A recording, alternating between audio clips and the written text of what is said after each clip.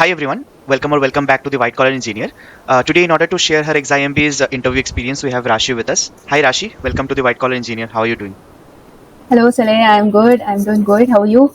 Same here, Rashi. Rashi, हमारे audience को अपने बारे में कुछ बताओ. Yeah, sure. So, hello everyone. My name is Rashi Sengupta, and I belong from Jamshedpur.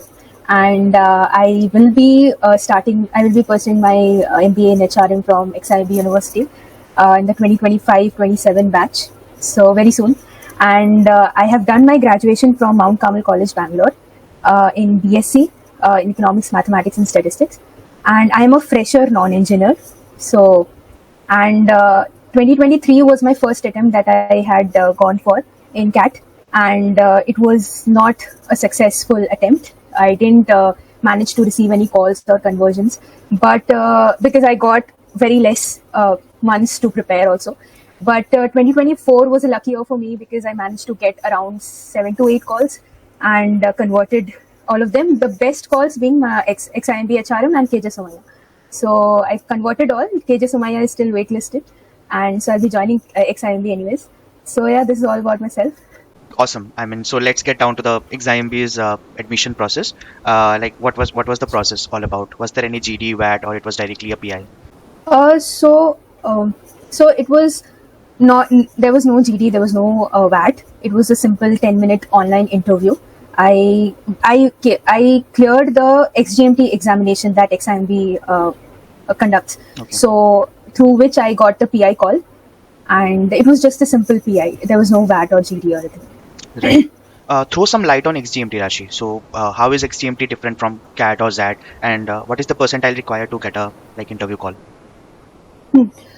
XGMT is nothing different than the other exams.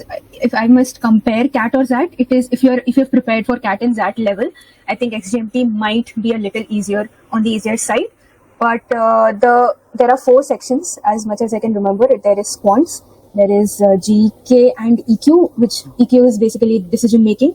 And I think everybody who has attempted ZAT paper, the ZAT level decision making can easily clear emotional quotient.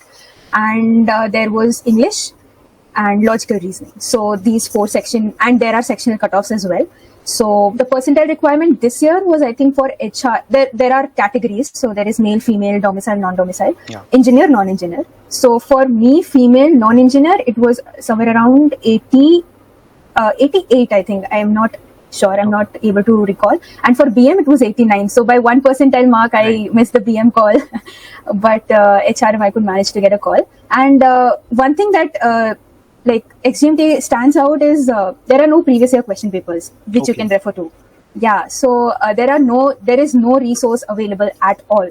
So, and there are no those online classes or online coaching classes who release these mock tests also. Correct. So there is nothing like that can help a student. But what I did this year was I took out some, since I had attempted the paper in 2023 as well, I knew the level of XGMT. So the quant level is a bit higher. It is almost on the CAT level, I should say. And the English is, I think, NMAT SNAP level on those lines. And so I took out IIFT papers. I took out the IIFT previous year question papers, which is not, the exams are not conducted now. They have cancelled the exam. But the previous year question papers, yes. So I took out those papers and they have good level of questions. For the data interpretation also, the type of questions that XGMT gives, like data, like chart based, those questions are also there in IIFT. So IIFT papers helped me a lot. And also I solved a lot of SRCC papers, SRCC GBO. Right. Even those contained a lot of good English questions. So I must advise the aspirants to go for these papers, to research more about these previous year other colleges papers, because they are also on a good level. So this is how I prepared for XGMT, and rest was all. Fantastic. Yeah. So, once the exam was over, it was directly a PI, as you mentioned. So do you remember what all questions were asked? What was the duration and how many panelists were there? So there were 3 panelists. 1 was female, 2 were male. They were, I think, 1 male was somewhere around his 40s, and 1 male was a little older than him. And the female was also, I think, somewhere around in her 40s or something. So they all seemed like professors. So yeah, and the interview lasted for like 10 minutes. So and it was online. So yeah, the questions that let me just open my. Sure. Okay, so the questions that they asked was justify your gap year. Okay. So they didn't ask me anything about tell me about yourself or Hmm. all those basic. They directly started with justify your gap year. Okay. So yeah, so for that, like you need to give some good, good reasoning as to why you, because I had a 2023 year as a gap and 2024 was also ongoing. So this question is a must for the aspirants to prepare if you are Obviously. if you are having a gap year. Yeah. So you need to justify it really well. And then they asked me what colleges have you applied to and which colleges are good. So I think the major intention behind asking this question was to see how clear you are, like how much clarity do you have Right. based on what career goal you are having in your mind. And then they asked me after I answered these questions, they asked me which specialization am I interested in and why. Okay. So like naturally I had to pursue HRM, so I said that yes, I'm interested in HRM. And so here this one thing that they did was they interrupted me in between, so they didn't let me complete my full answer. So this is where when I used to give my mock interviews, my mentors used to tell me when I shared this experience with them, they told me one thing, that when they're short of time, the interviews when they're short of time, Yeah. make sure that when they ask you such questions that which specialization and why, give them like pointers. So there are 3 reasons why I'm interested in HRM. Yes. First point, so that gauges their attention. Okay, what is the second point? What is the third point that she's Right. going to mention? Right. So this is one tip, very important tip that I would like to share with the juniors or the aspirants. So but I got interrupted in between, which gave me some second thoughts that why did they interrupt? And the fourth question that they asked was, what is your career goal? So they didn't mention any short term or long term. They just asked me, what is your career goal? So I think everybody's aware, like short term is I think 5 years or something, and long term is even more than that. Right. So yeah.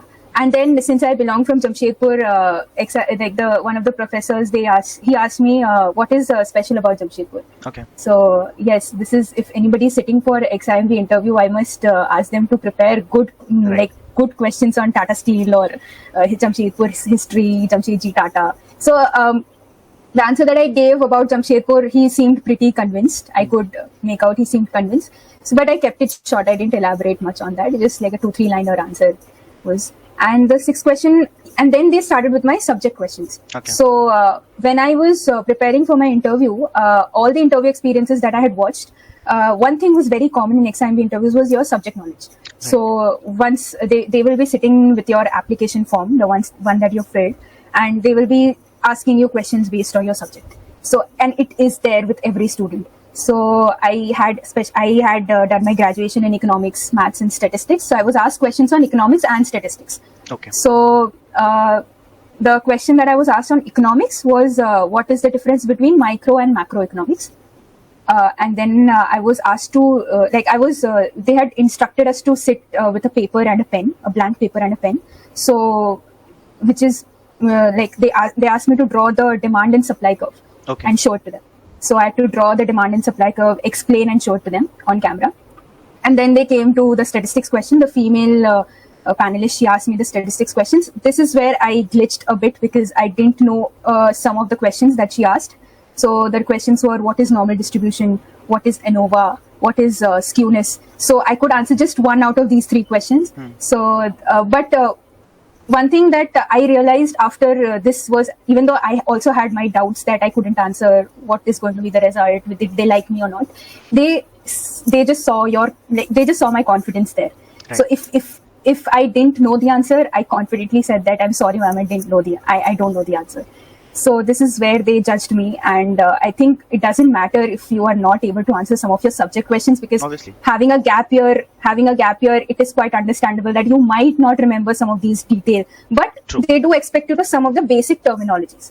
So like normal distribution, macro, microeconomics. So that is another tip, that please prepare your subject related questions very well.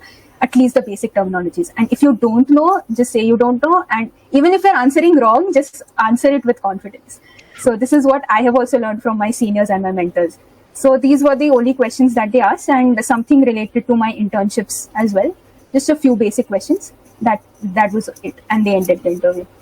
Great, great, Rashi. So you mentioned you had gap years, right? 2023 was entirely Yeah. a gap year, and then a bit of 2024 also. So how did you Hmm. justify that gap year? Like, what all activities did you do in your gap year, which helped you, justify it in the interview? So one thing my mentors always used to tell me when asked about gap year was never doubt, like never put yourself on the backseat. Like my scores weren't good or I didn't get a call. Don't put yourself at the disadvantage, but Right. instead put yourself on the on the seat where you're improving. Right.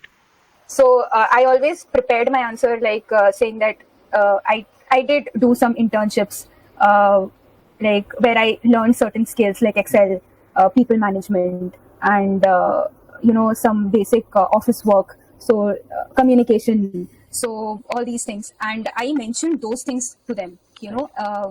I like what I said about 2023 was I aimed higher. I wanted to Right. go to a better institute. I saw that I still lag behind certain skills. I need to build my personality. So this is how I justified, and then I went on to my my internships that I did. That what did I learn from there in a brief. So, and also another tip that if you want the panelists to ask questions, if you're mentioning your internship experience, if you want the panelists to ask questions on that, mention that in your answer. If you don't want to get trapped, do not mention that in your answer. Exactly. So otherwise they will just pick and they will trap you. So be honest, and because they can pick lies. If you're lying, they will instantly Very much. understand that. True. Yeah. Yeah, I mean, this is So- how you drive your interview, right? I mean, you want to Right, you need to drive it. you want to you want to make the interview go in a way where you are comfortable, you are you are prepared. Out of those questions, you can answer anything. So this is how you control. And Right. Rashi, you mentioned that you took a few mock interviews, and you had some you had some mentors. So were you enrolled in any Yes. coaching institute, or like which mentors did you used to follow? Yes. I since the time I started my CAT preparation in 2023, I joined Time Institute. Okay. Here in Jamshedpur, we have Time Institute. So I joined that, and for 2 years I was enrolled with them. And Time Institute conducts any coaching institute per se. They conduct the GDPR process. Also, they prepare you for that. So one mentor that I got was Shubham sir. Okay. He was the main person who guided me through the interview process, and he was the one who also suggested me that always for any answer that you're preparing, let's say why HR or why a specific specialization, always add your personal experience, because if you do not add your personal experience, if you just say a basic answer, they will always doubt that it's a ChatGPT. Right. So yeah, or it is copy pasted from somewhere else. So always try to add your personal experience. So when they asked me which specialization am I interested in, I started adding my internship experiences, what I learned, how I learned people management, how I learned communication, and eventually how I developed interest in HR. So this is one tip that he had shared as a mentor. So apart from my Time Institute mentors, I was also supported by 3 other mentors who were also related to Time Institute previously from previous batches, and they were from other different colleges. So they were the ones who shared certain extra tips for my interview experiences. So apart from Time, these were the 3 main people who helped me get through. Right. So Rashi, you mentioned about HR as a specialization of your interest. So since you had a gap year, you had chance of exploring few internships, and getting to know HR more.